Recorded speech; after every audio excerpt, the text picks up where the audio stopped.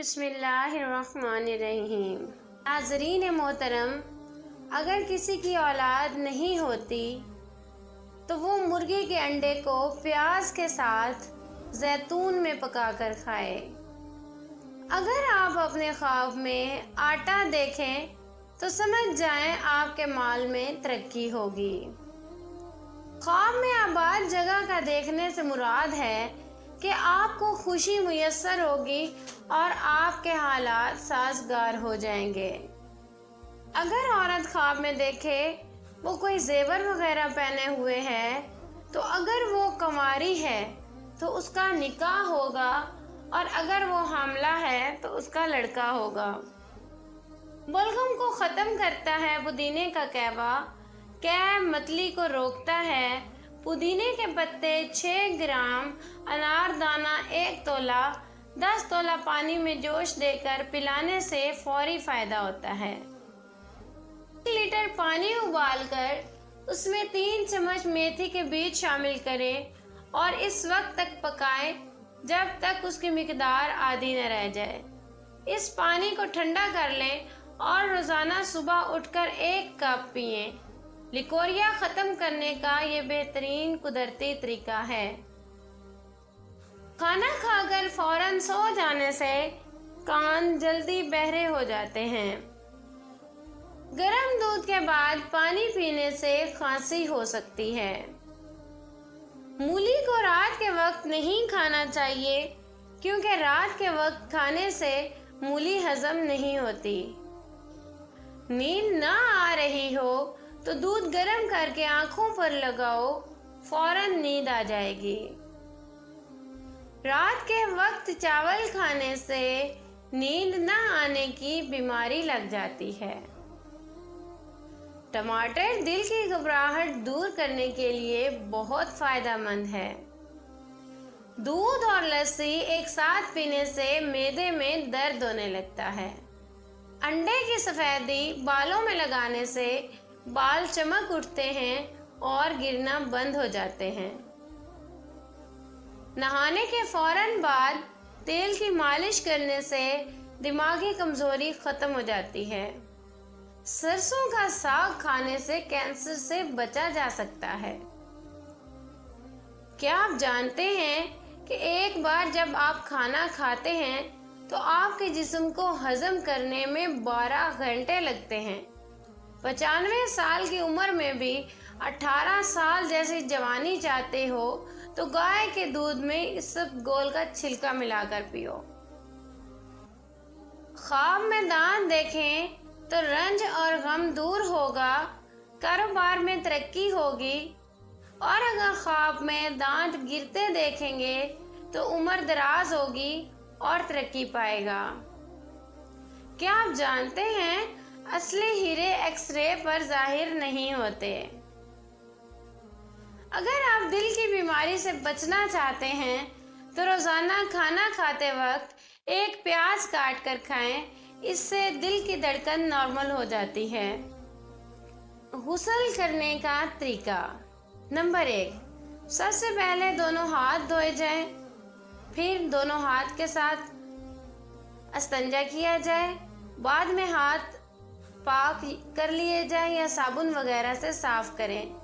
Number 3، پھر نماز کی طرح وضو کرنا چاہیے اور پاؤں غسل سے فارغ ہونے کے بعد دھونے چاہیے۔ نمبر 4، وضو کرنے کے بعد اپنے سر کے بالوں میں خلال کریں، وہ اس طرح کہ ہاتھوں کی انگلیاں تر کر لیں۔ دائیں ہاتھ سے سر کی دائیں جانب اور بائیں ہاتھ سے سر کی بائیں جانب بالوں میں انگلیاں پھیریں اور بالوں کی جڑوں میں کو نہایت عمدہ طریقے سے تر کریں۔ نمبر 5، پھر 3 چلو پانی بھر کر سر پر ڈالیں۔ نمبر 6، پھر باقی سارے جسم پر پانی بہائیں۔